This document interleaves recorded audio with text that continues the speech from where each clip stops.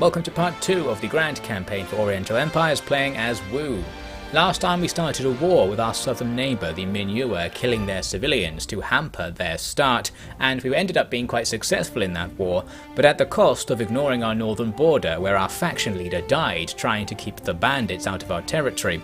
Overall though, things have gone well. We're getting on towards starting our 4th city, whereas our rival to the south only has the 1. Up it goes, another nice settlement with open space around for farming, and it's near enough to the river to one day take part in a riverine trade network that I'd like to set up once we have the money and time to do that. The troops that were escorting the settlers will clear out the bandits in the area so that we're secure here. Off they go, but we're going to look at the more important combat also taking place in the south. You may remember I had to wait before I could attack Kuaiji because I didn't have any archers with the army that was besieging the Minu, but now we do have archers. They will gradually use fire arrows to open up part of the wall. Once that's done, we get the city fort free because there are no units defending it anymore. In go our troops. And there we have it. So rapidly after our 4th town, we've now got our 5th town, and this time it's already built up. The things that the Minu built here can now be used by us. For example, the walls, a nice sturdy place to have. There are various things we need to take care of now that we've taken a new settlement from the enemy.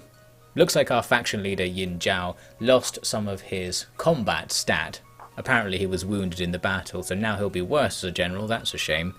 We need to make a decision about whether to occupy, sack or destroy the settlement. Right now we definitely want to occupy so we can add this place to our empire, but in theory if there's some place we can't be bothered to control, we could just go and wipe it off the map, and that does increase your chances of victory because to some extent it's based on the percentage of the global population that lives in your borders, so just raising your enemies is a valid strategy. We also can't build anything there for 2 turns due to turmoil, but that doesn't matter. A new faction heir emerges, a guy called Cao Bao, and he sees action right away because as he comes out of the capital there are rebels just outside to the west. We need to fight them off. I've given him a unit of long spear peasants who didn't do very well actually. They're supposed to be better than the regular short spear peasants, but are weaker against archers. But in this case they managed to lose in the melee. I think they might have been outnumbered there. Whatever the case, our noble axemen will clear up the rebels and deal with that situation. One thing that was bothering me at this point was the fact that Minu as a faction still existed. I thought I've taken their capital, surely they should disappear or something now they don't have any territory. I can talk to them using the diplomacy screen and ask them to be my vassal, whatever they have left. They were outraged by this deal. I think it's not so outlandish given our domination over them that they should submit to us, but that's not happening. And our war with them will continue for what that is worth, and there will be some more fighting to be had. For example, right now, we know that their faction heir is hanging about in the woods between our capital and their old capital, so I sent some troops to hunt him down. There he is running at our archers, most of his men already dead at this point. The archers very wisely get out of the way, and now we can quickly cut his friend and him down. But that's not the faction leader. I don't actually know where the faction leader is at this point, and I do know that we saw some Minu forces disappear off into the woods while we were attacking Kuaiji. So it's possible they still have an army somewhere that we'll have to take down to end the war. At the same time, Cao Bao is engaging more rebels to the west of our capital, just had to chase them for ages to cut them down. And after chasing them, we're going into a period of peace because the Minu just are nowhere to be seen. We're going to focus then on scouting around and just revealing the map, looking for stuff, potentially other factions, as well as filling out the space we can already see is available, and putting a new town to our north along the sea coast, another place that will be good for maritime trade at some point. I believe that even if 2 towns could trade over land, if you trade over sea you make more money off it. While we don't have the buildings and tech etc. to do it right now, one day I hope having all of our settlements along rivers and the sea coast will allow us to become extremely rich. Skipping ahead a bit now, all I did was build a new settlement just to the west of our capital. You can see it in the bottom left there, it's territory anyway. The important thing that happened was that I finally got the tech for building roads. I could have got it ages ago, but I didn't realise it was right at the start of the power tech tree and I hadn't been researching it. So now we can start our overland trade networks at least. Ordering your people to build roads does increase unrest because it's work and they don't like doing things. But in some cases, like here at Mei Li, Some of our people were unemployed, so doing this at least doesn't stop them from farming, meaning we won't get any reduced growth. Kuaiji's probably not going to get roaded into the network anytime soon, but we'll make a start. We'll have to chop down the forests between us and them at some point. Here we are again, a load of turns into the future, and I finally discovered once again the Minu. 2 officers are spotted hanging around in the woods off to the southwest, highly suspicious. Since our military isn't doing anything right now, might as well have a little expedition over there. We'll take our faction leader to lead some troops to bring down those suspicious officers. We also spot some peasants hiding in the woods near Kuaiji. They have no hope of taking Kuaiji back since we have the walls and a couple of units of our own, and we can even make use of the large population to raise a little army of our own to go out on another expedition to bring down that army, so might as well. I'm also now going to start another settlement further down the Yangtze River. You might notice our territory is a weird shape right now, nice and vulnerable to attack. Lots of the settlements can't support each other being along the river like this. We're just taking a gamble, that's the way we're playing this campaign, hyper forward and hoping everything works out. Now then, our troops spend a long time gradually walking towards the Minu positions. The Minu units just sat around and didn't do anything, and now we have a battle near Kuaiji. They've got 2 units of peasant spears. We have the archers left over from the capture of Kuaiji, so we can do a little bit of damage before the battle starts, and then in go our own peasant spears for a bit of a brawl. What I was curious about was what the archers would do now that the fighting has started, so I'm watching them moving about here. It looks like they're planning to outflank the enemy, which was a good sign. However, the peasant spears in combat very quickly routed. Looks like we're somehow getting annihilated here. One of the big problems we have is, once again, our elite units, our noble axemen, are just chilling, waiting for everyone to die before they jump into the fight. We'll be playing with their orders in a second to try and solve that. As for the archers, well, they're not doing all that much, and when they eventually decide they are going to help out with the fight, they do it not as I expected. They rush in. Might have spotted a cheeky T-pose down there from one of the guys, and now they're in melee with the enemy. Not what we like to see. Would have liked to see them go and just shoot into the flank of the enemy. Perhaps there are some sets of orders we can use to make them do that at some point. We end up winning the fight because the enemy run away, but that's just the start of it. There will be several more rounds.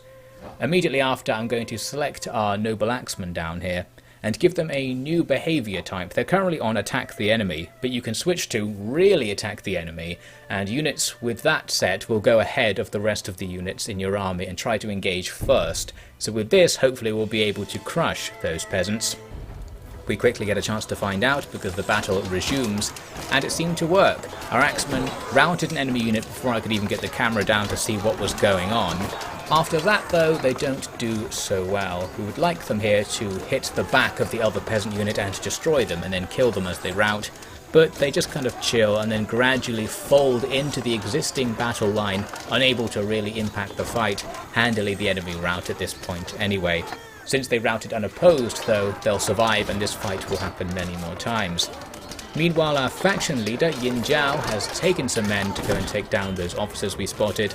And in this fight, we are benefiting from the AI being quite passive. You can see that second unit of officers is just standing around while we focus on the first unit.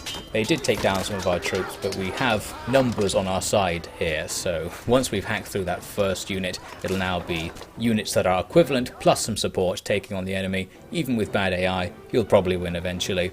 Now we're cutting to the next turn when the fights just get started again. Here my noble axemen are charging across the mountains to meet these Minu peasants, and now they should slaughter them with any luck. Another battle starting elsewhere against those officers once again. I think it was just 3 or 4 guys out there this time, so nothing too much to worry about.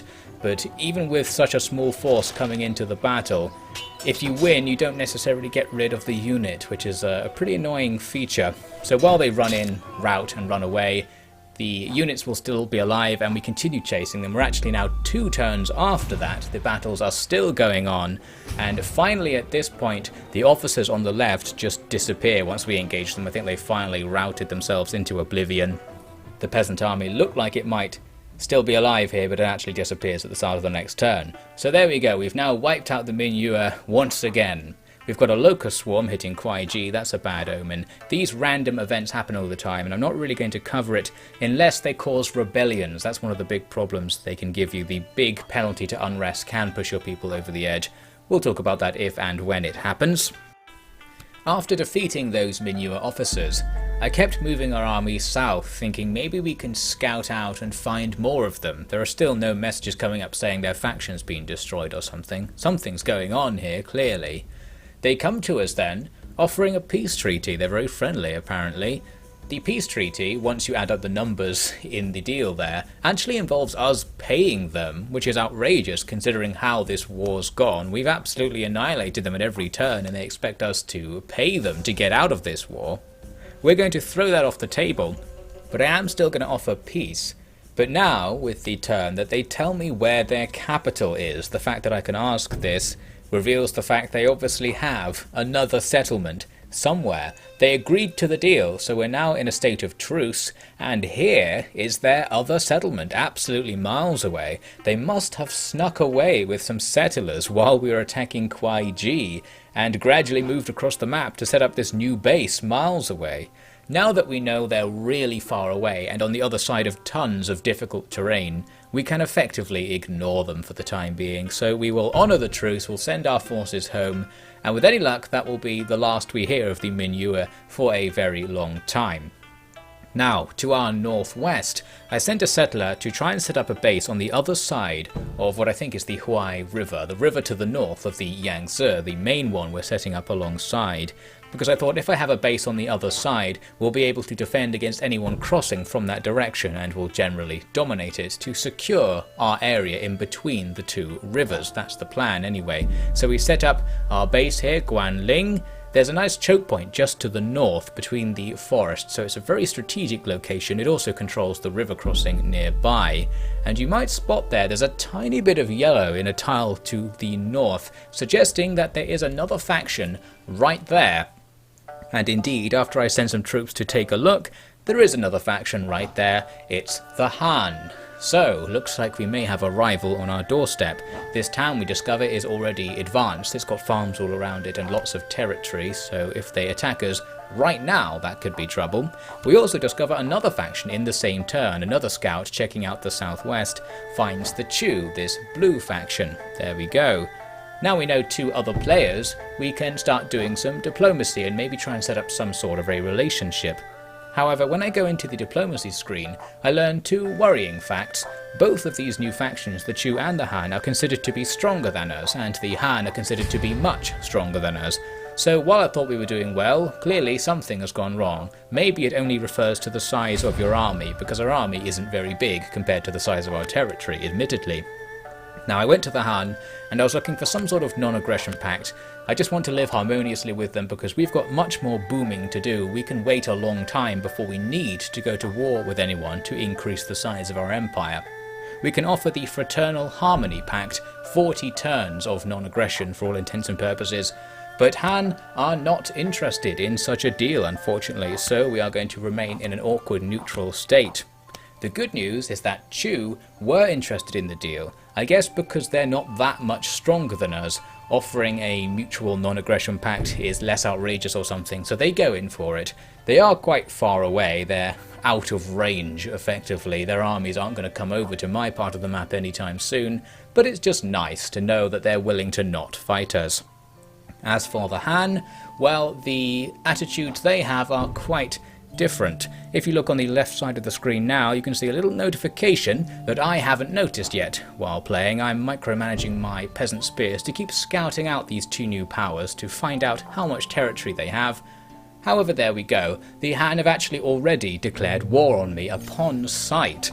That is bad news, especially if they really are much stronger than us, as advertised. Now then, we need to try and muster our forces. We really want the war to take place on our northern border because our territory's a weird shape. We want to concentrate everything up there so that we're not trying to jump back and forth across the river and generally fight around here. Luckily, we've got plenty of troops available since we have lots of big cities now. We'll just levy up everything that we can. We are limited by our income though, so we can't get that much. But altogether I get something like 2 stacks of troops, with our second city, Gusu, which has now surpassed our capital I think for wealth and prosperity, able to raise a whole stack on its own just like that. Now we just have to wait a long time for our guys to gradually walk over towards Guanling, our frontline base, and we will have ourselves our first proper war. Before our troops arrive at the front line, there are a few bits and bobs we need to attend to. One was the discovery of an encounter point off to the west of Guanling.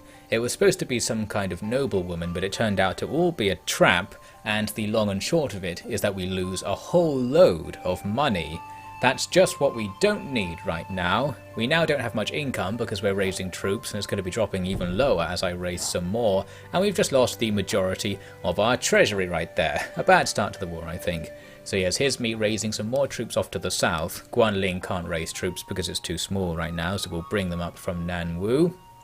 One other thing that we started doing is using my spearmen to loot the Han farms. As well as scouting around to find out where their towns are and where their armies are, we can spend the turn sitting on one of their farms to destroy it, and this gives you some money. In this way we're going to be able to fund our campaign as long as there are still farms to attack, and as long as the enemy don't just move out with an army to kill our little groups.